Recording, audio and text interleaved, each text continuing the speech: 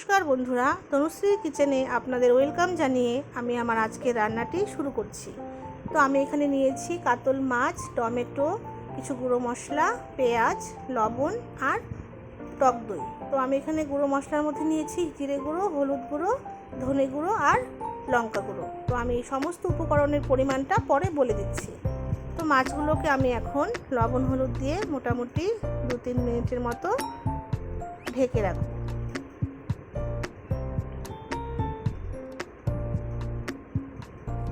তো ফিরে এলাম।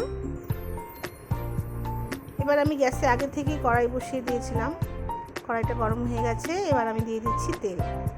আমি এখানে সর্ষের তেল দিচ্ছি, আপনারা চাইলে রান্নাটি সাদা তেলেও করতে পারেন।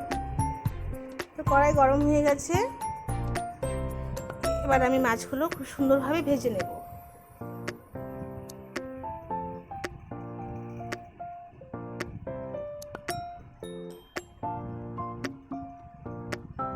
তো আমার মাছগুলো ভাজা হতে থাক, ততক্ষণে আমি এখানে নিয়েছি 2 মিডিয়াম সাইজের পেঁয়াজ আর 1 মিডিয়াম সাইজের টমেটো। এগুলো আমি এখন মিক্সিং জারে পেস্ট করে নেব।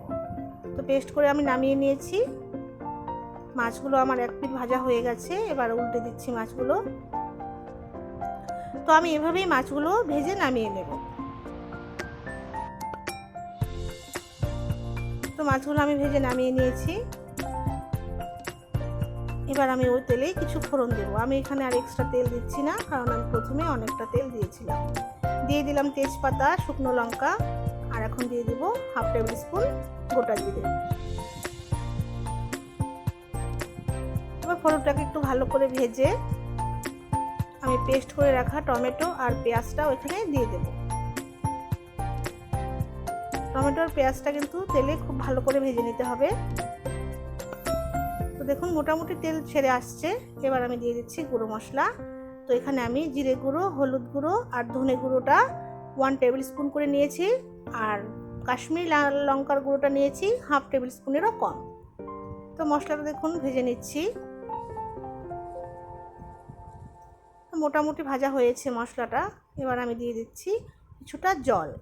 তো আমি জলটা মিক্সিং জার ধুয়ে রেখেছিলাম, সেই জলটুকুই দিয়ে দিলাম। হালকা হাতে নেড়ে চেড়ে আমি এখন দিয়ে দিচ্ছি স্বাদ মতো লবণ আর দিয়ে দেব টক দই। তো আমি এখানে টক দই 3 টেবিল স্পুন নিয়েছি।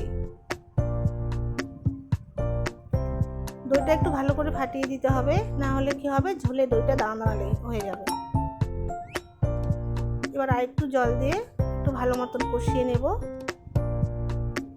দেখুন খুব ভালো করে কষিয়ে নিয়েছি। এবার আমি দিয়ে দিচ্ছি জল। জলটা আমি এখানে অল্পই দিচ্ছি, আপনারা একটু অনুমান করে জলটা দেবেন। দিয়ে দিচ্ছি 2 চিড়ে রাখা কাঁচা লঙ্কা। এবার আমি মোটামুটি 5 মিনিটের জন্য ঢাকা দিয়ে দিই। 5 মিনিট ফুটবে জলটা, ততটুকু সময় আমাদের অপেক্ষা করতে হবে। তো ফিরে এলাম, ঝোলটা আমার ফুটে গেছে। তো এবার আমি মাছগুলো একে একে দিয়ে দিব। তো বন্ধুরা, এই কাতলা মাছের কালিয়াটা খেতে কিন্তু খুব ভালো হয়। আপনারা একদিন ট্রাই করে দেখবেন, ভালো লাগবে।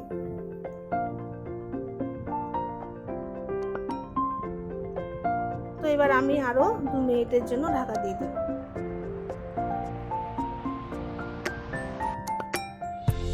ঢাকনা তুলে দিচ্ছি। তো হয়ে গেছে। আমার এই ভিডিওটি যদি ভালো লেগে থাকে আমার কমেন্ট বক্সে এসে কমেন্ট করবেন আর চ্যানেলটাকে সাবস্ক্রাইব করে দেওয়ার অনুরোধ রইল। এবার আমি নামিয়ে নিয়েছি। বন্ধুরা সুস্থ থাকবেন, ভালো থাকবেন। দেখা হচ্ছে আমার নেক্সট কোনো ভিডিওতে। ধন্যবাদ।